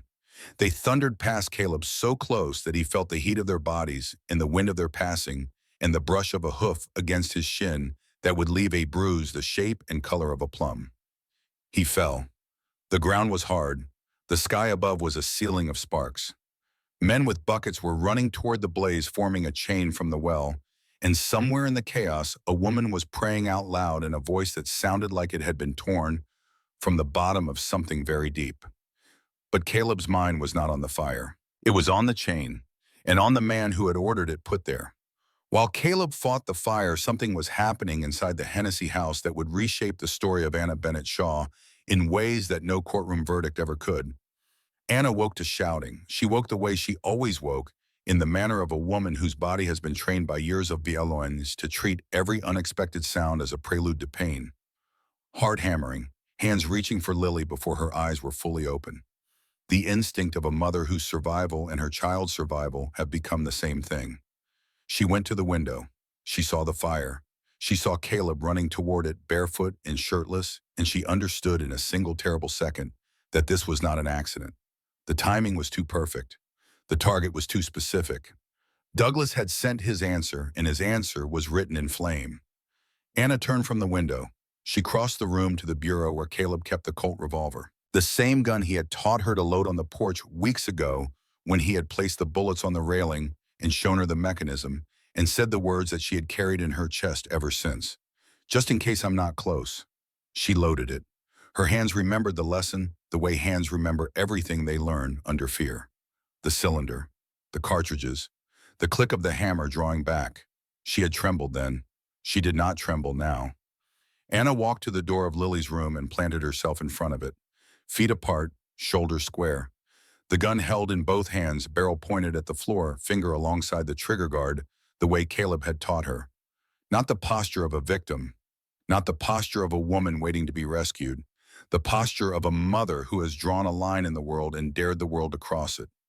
Sarah Hennessy found her there. The older woman came down the hall in her nightgown, face white, eyes wide with the reflected glow of the fire outside. Anna, come away from there. Stay behind me, Al. No one gets through this door. The words came out flat and certain and final. Not angry, not afraid, simply true in the way that bedrock is true, in the way that gravity is true. A fact so fundamental it does not require explanation or defense. Anna Bennett Shaw, 25 years old, orphan seamstress, mail-order bride survivor of things that should have destroyed her and did not, stood in a hallway in a frontier town with a loaded revolver and the absolute clarity of a woman who has discovered that she is not and has never been the helpless creature her abuser tried to make her. Sarah looked at her for a long moment. Then she nodded. Then she went to the kitchen and brought back a chair and sat down beside Anna in the hallway, and the two women waited together in the red flickering light while the fire burned and the town fought and Lily slept on oblivious, dreaming whatever dreams 4-month-old babies dream when they are warm and fed and do not yet know that the world is full of men who chain doors shut and light matches in the dark. It took 2 hours to put the fire out. The stable was a total loss, nothing but charred timbers and ash and the twisted remains of the iron chain that had held the door shut. But every horse survived, every single one. They stood in the street trembling, foam-flecked eyes, still rolling with the memory of what they had barely escaped. A small miracle in a town that badly needed one. Sheriff Brennan found the arsonist the following evening. It was not difficult. The man was drinking in the saloon at the edge of town, spending money he had not had the week before, and talking loudly about the ease with which a person could make $200 in a single night if he was willing to get his hands dirty. Brennan arrested him in the time it takes to finish a beer. The confession came even faster. The man's name was Ned Greer. He was a drifter, a petty criminal, the kind of man who passed through frontier towns like bad weather and left approximately the same amount of damage. Douglas Whitfield had found him in a saloon in Yankton, given him $200 in cash, and told him to wait 3 days and then burn the livery stable in Willow Creek. A warning, Douglas had called it. A reminder that distance is not protection and that the law has limits that money does not. He said nobody was supposed to get hurt. Greer told Brennan, sitting in the jail cell with the particular misery of a man who has realized too late that cheap whiskey and easy money are the same trap wearing different clothes. Just the building, just the horses. Then why the chain, Brennan asked. Why the padlock on the door? Greer had no answer for that. He looked at his hands. He looked at the floor. He looked like what he was, a man who had done a terrible thing for a small amount of money and was only now beginning to understand the weight of it. Brennan filed the confession. He issued an arrest warrant for Douglas Whitfield and telegraphed it to every sheriff's office between Dakota and Montana. He sent copies to the federal marshal in St. Louis. And then on Caleb's suggestion, he sent a copy of the confession directly to Douglas Whitfield himself, care of his attorneys in Helena, so that the man would know beyond any doubt that his hired fire had been traced, documented, and preserved in writing. Cornering a man like Whitfield is dangerous, Brennan warned. He's already dangerous, Caleb replied. At least now he knows the price. Judge Catherine Miller returned to Willow Creek the following week. She had not planned to come back so soon, but the arson and the confession had changed the calculus of the case in ways that could not wait for the next scheduled circuit. She reviewed the evidence. She read the confession. She looked at the photographs of the burned stable and the chain and the padlock, and her expression, already severe, became something that Caleb imagined enemy generals must see in the moments before a battle they are going to lose. She heard the adoption petition in a session that lasted less than an hour. The evidence of Douglas Whitfield's violence, combined with the arson, combined with the pattern of his first wife's disappearance, painted a picture so clear and so damning that the judge's ruling felt less like a decision and more like a confirmation of something the universe had already decided. "Mr. Shaw," she said, looking at Caleb over the top of her reading glasses, "effective immediately, you are the legal father of Lily Shaw. All parental rights of the biological father are hereby terminated on the grounds of violence, endangerment, and criminal conspiracy." Caleb held Lily as they left the courthouse. She was awake, her blue eyes moving across the bright sky, her small hand resting against his collarbone, in the casual, trusting way of a child who has never known a moment of doubt about the man who holds her. He was her father, not by blood, not by accident, by choice. The most deliberate, most difficult, most valuable choice he had ever made. 2 days later, a letter arrived from Douglas Whitfield's attorneys. It was 3 pages long, written in the careful, bloodless language of men who bill by the hour. It stated that Mr. Whitfield was withdrawing all legal claims to Anna Bennett Shaw and Lily Shaw, that he would pursue no further action in any jurisdiction, that he requested no further contact of any kind. Caleb read the letter twice, looking for the trap, the hidden clause, the poisoned hook buried in the legalese. He found nothing. It appeared to be genuine. "Why, Blay?" he asked Brennan. "A man like that doesn't give up, not willingly." The sheriff smiled. It was a thin smile, the kind that comes from watching justice work in ways that are not entirely official, but are entirely effective. "Someone leaked the arsonist's confession to the newspapers." The story ran in St. Louis, Helena, and Butte. By the time it was done, Douglas Whitfield's name was attached to wife-beating Habe, throwing arson for hire, and the suspicious disappearance of his first wife. His business partners cut ties. His friends in the governor's office stopped returning his letters. The Territorial Assembly formally condemned him. Brennan leaned back in his chair. "Judge Miller has friends in the press. She didn't mention that during the trial, but I suspect it's not a coincidence." Anna was standing in the parlor when Caleb brought the news. Lily was in her arms. The afternoon light came through the window and fell across them, both warm and golden and indifferent to the weight of the moment it was illuminating. Anna read the letter. She read it slowly, moving her lips the way people do when the words they are reading are too important to trust to sight alone. When she finished, she folded the letter carefully, set it on the table, and then she broke. Not from sadness, not from fear, from relief. The kind of relief that comes only when a weight you have been carrying for so long that you forgot it was there is suddenly lifted, and the body, freed of the burden, does not know what to do with itself except collapse.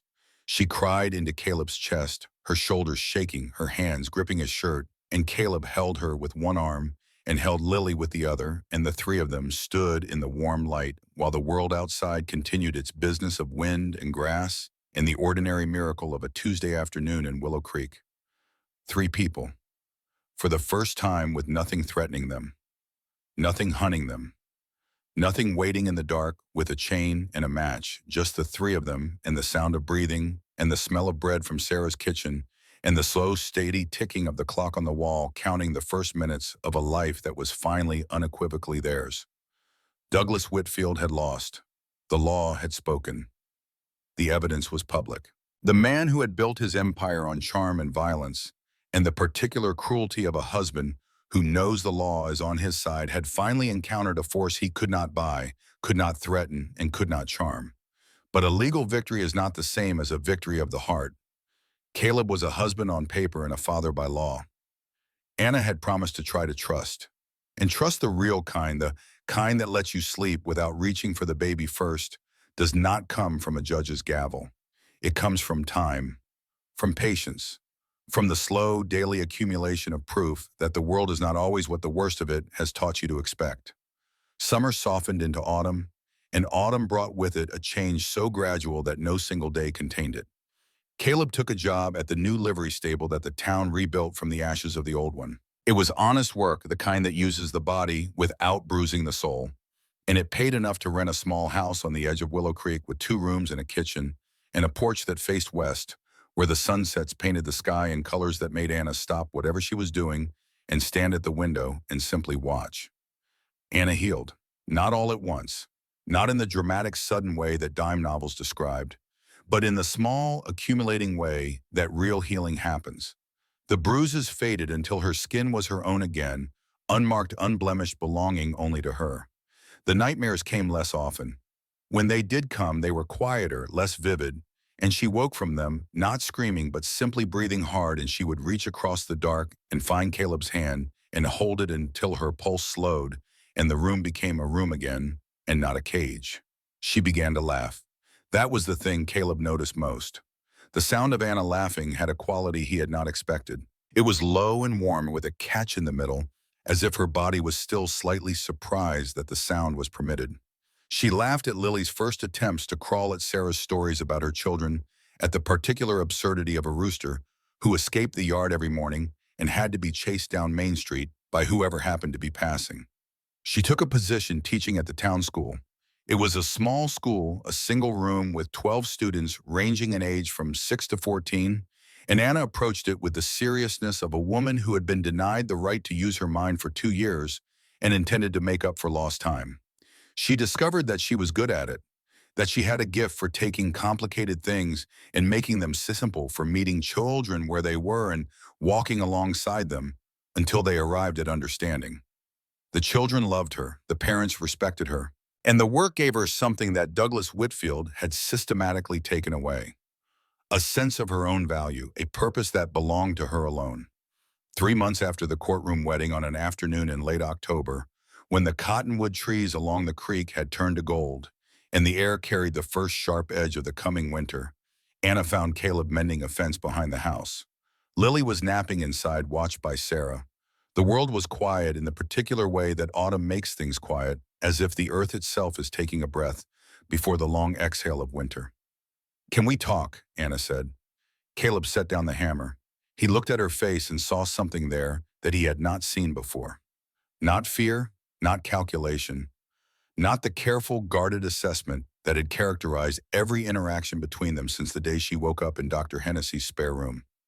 Something else. Something that looked as if he was reading it correctly, like a decision that had already been made.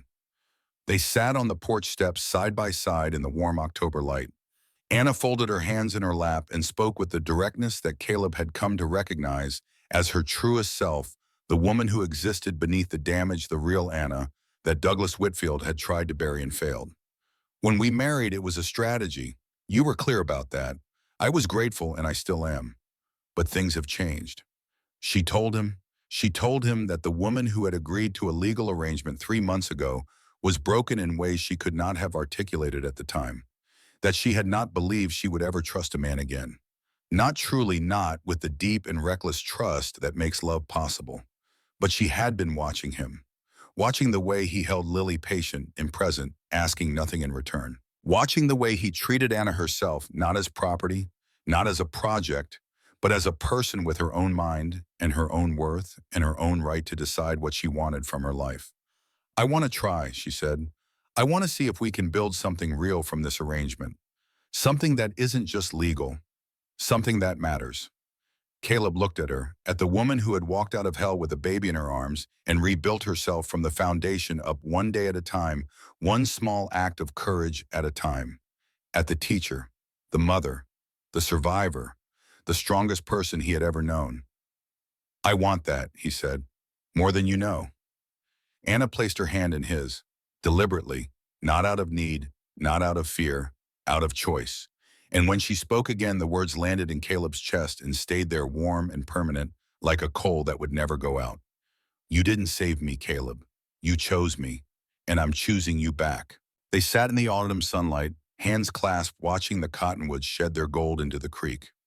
Lily woke and cried, and Anna went to get her. And when she came back to the porch with the baby in her arms, Caleb looked at the two of them and felt something settle in his chest that had been restless for 15 years. Not happiness exactly, something quieter than happiness, something closer to the feeling a ship gets when it finally finds its harbor, and the anchor drops and the rocking stops and the world becomes, for the first time in the journey, perfectly still. Winter came. The small house was warm. The stove threw heat that gathered in the corners and held. Lily grew. Her chubby hands grasped at everything. Her toothless smiles appeared without warning and without reason and transformed the room they landed in. Caleb and Anna sat by the fire in the evenings and told each other the stories they had never told anyone. Anna's childhood in the orphanage. Her years as a seamstress. The letters from Douglas that had seemed so beautiful and were so false. Caleb's war. His discharge. The 15 years of drifting that had led him to a shallow wash in the Dakota grasslands, where a baby was crying and the rest of his life was waiting. He kissed her for the first time on a night in January, when the snow was falling so thick that the world outside the window had disappeared entirely. He leaned toward her slowly, giving her every opportunity to turn away, to pull back, to put her hand against his chest and say, "Not yet." She did none of these things. She leaned in. She placed her hand against his cheek, and her palm was warm, and her eyes were open, and the kiss that followed was sweet and new and deliberate, not taken, not demanded, not part of any bargain or any strategy or any legal arrangement. Chosen. Freely, willingly, completely chosen. The way love is supposed to be. In the spring, a letter arrived from California. Douglas Whitfield was dead. Fallen from a horse while drunk. Broken neck. Instant death. The kind of ending that is too simple for the villain of a story and too fitting for the reality of a man whose cruelty was always at its root fueled by a bottle. Anna read the letter at the kitchen table. Caleb watched her face. He expected tears or relief, or perhaps nothing at all, the blankness that comes when a threat so constant and so terrible is suddenly removed and the mind does not know how to fill the space it occupied. What he saw was none of these things. What he saw was freedom. Not the legal kind which she already had, the deep kind, the kind that lives in the bones, the kind that comes only when the last door of the last cage is opened and you know with the certainty of a body that has spent years flinching that no one will ever close it again. "I feel free," Anna said, "completely. My heart needed this. It needed to know that he can never come back." She folded the letter, put it in a drawer, closed the drawer, and that was the end of Douglas Whitfield in the story of Anna's life. Not with a climax, not with a confrontation. With a folded piece of paper in a closed drawer and a woman who walked onto the porch and lifted her face to the spring sun and breathed. They married again that summer, not for the law, not for protection, for love. The ceremony was held in the small white church on the hill above Willow Creek. Half the town came. The other half wanted to but could not fit inside, so they stood in the churchyard and listened through the open windows and through wildflowers when the couple emerged. Sheriff Tom Brennan stood as best man. He wore his badge and a new shirt and an expression that suggested he was trying very hard not to cry and was losing the battle. Doctor. Hennessy walked Anna down the aisle, his silver hair catching the light from the stained glass window, his hand steady on her arm, his face holding the quiet pride of a man who has watched something broken become whole and knows that he played a part in the mending. Lily was the flower girl. She was 1 year old now, toddling on uncertain legs, clutching a fistful of daisies that she had mostly eaten by the time she reached the altar. The congregation laughed. Anna laughed. Even Caleb laughed, which was a sound the town had heard so rarely that it turned heads. Anna wore the blue dress, the one Sarah had given her months ago in the early days of her recovery when she had stood before a mirror and seen her own face for the first time in 2 years. She had kept it, mended it where it was worn, pressed it with a flat iron heated on the stove. And when she chose it over every other dress she might have worn on this day, the choice was deliberate and full and meant exactly what it meant. She had arrived in Willow Creek wearing rags and bruises and a blue calico dress that Douglas Whitfield had torn at the shoulder. She would stand before God and this town wearing blue because she chose to. Because blue was the color of the sky she had walked under when she was free. Because the dress had been given to her by a woman who saw her worth when she could not see it herself. Because no one had forced her to wear it and no one ever would.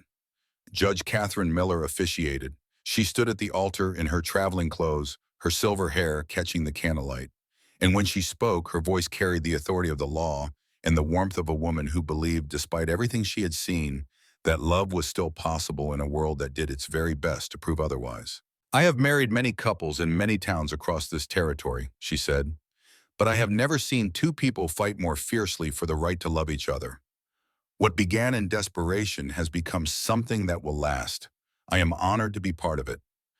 Caleb kissed his wife, not on the forehead as he had done in the courtroom, on the mouth, gently but without hesitation, a kiss that had been earned through fire and fear in the slow, patient accumulation of trust. The congregation cheered. Lily clapped her hands, not understanding why, but delighted by the noise. Sarah Hennessy wept into a handkerchief, and outside the Dakota sun blazed in a sky so blue it hurt to look at, and the prairie grass rippled in the wind like the surface of a golden sea, and the world for one afternoon was exactly as it should be. The years passed the way years do in the places where time is measured, not by calendars, but by the turning of seasons and the growth of children and the slow deepening of the lines around a good man's eyes.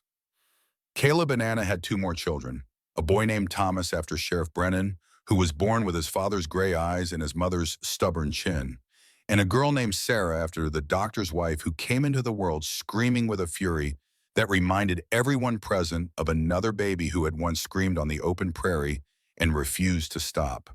Lily grew.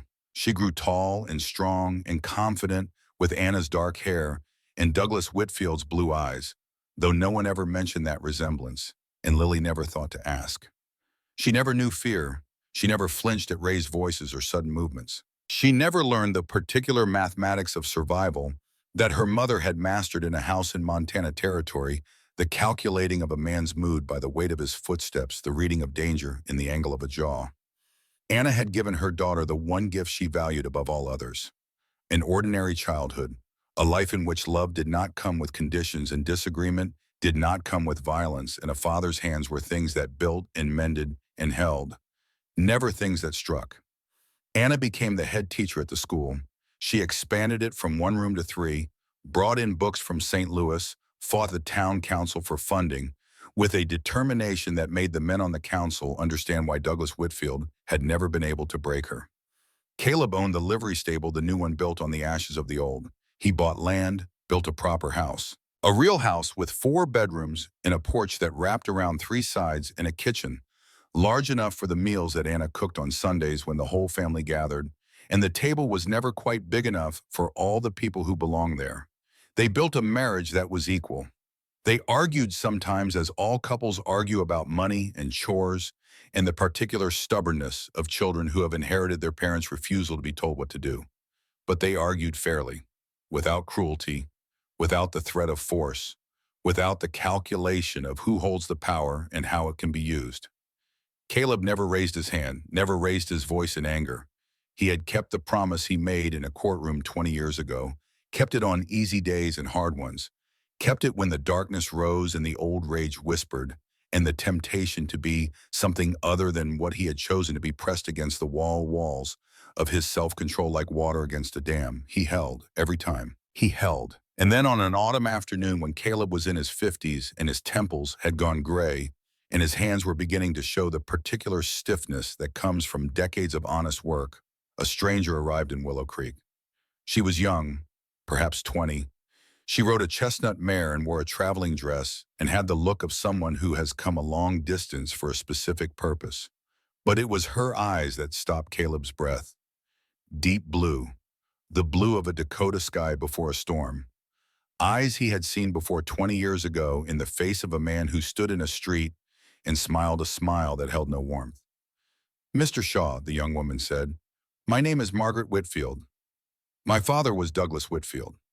Caleb's hand moved by instinct to the place on his hip where a gun no longer hung. He had stopped wearing it years ago when Thomas was old enough to reach the holster, and Caleb decided that the risk of a child and a loaded weapon outweighed the risk of anything the world might send his way.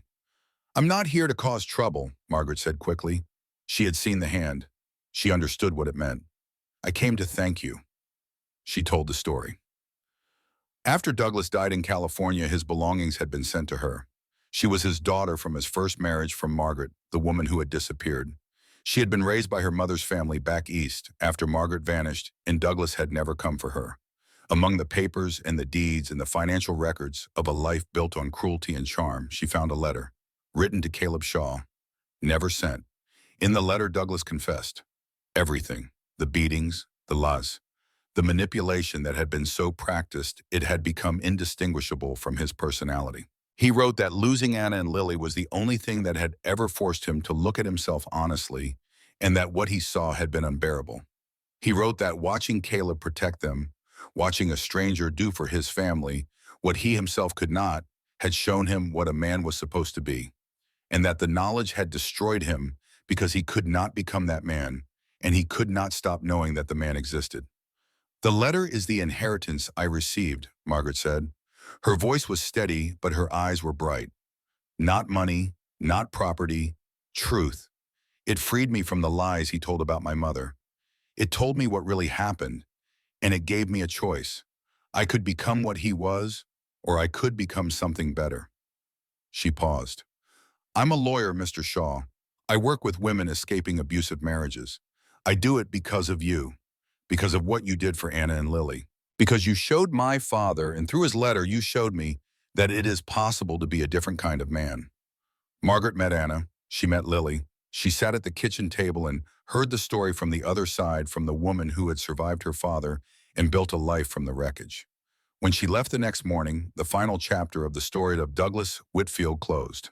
Not with anger, not with revenge, with a young woman riding a chestnut mare down a road that led away from the past and towards something that her father had never been able to build, but had in the end made possible for someone else.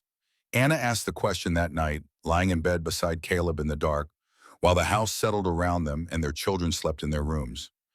"Do you think he really changed?" Caleb was quiet for a long time. "I don't know. Does it matter?" "No," Anna said. "It doesn't. What matters is that I'm safe. Lily is safe. And we built something beautiful from something broken." Caleb Shaw turned 64 on a Saturday in August. The weather was warm. The sky was the kind of blue that only exists in the Dakotas, a blue so deep and so wide that it makes the earth feel small, and the people standing on it feel both insignificant and impossibly precious. The party was held on the porch of the house that Caleb had built with his own hands.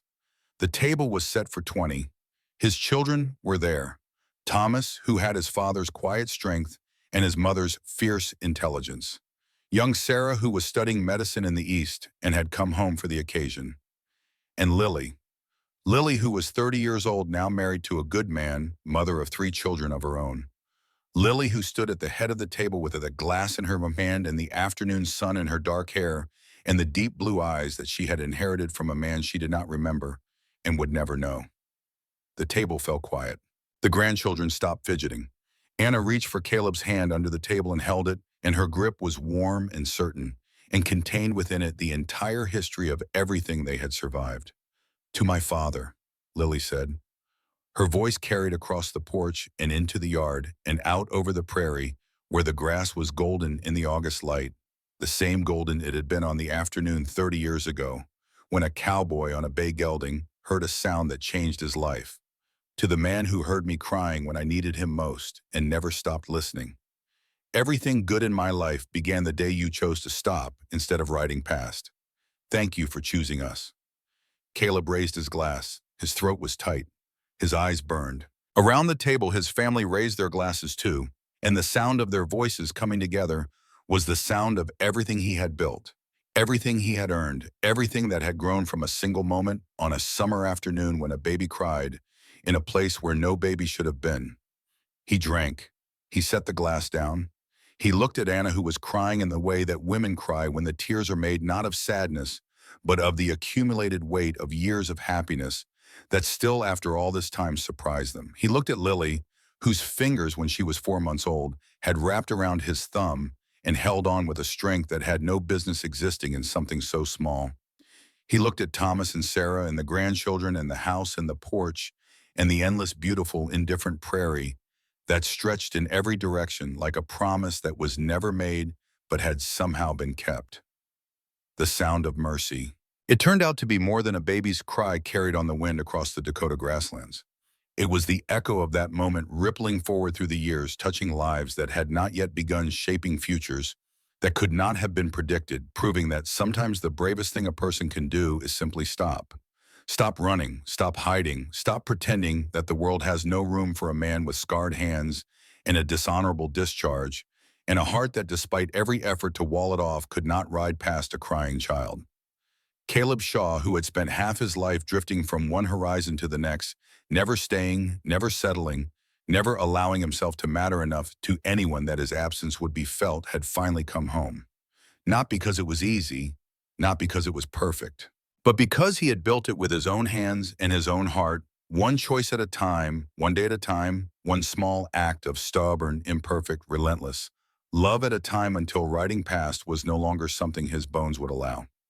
He came home, and the sound that brought him there, the thin, desperate cry of a baby girl on the open prairie, carried on the wind to a man who had every reason in the world to keep riding, and one reason to stop, never faded. It lived in the walls of the house he built, in the laughter of the children he raised, in the silence between heartbeats when Anna lay beside him in the dark and the world was quiet and there was nothing left to run from and nowhere left to go. It lived, and it was enough.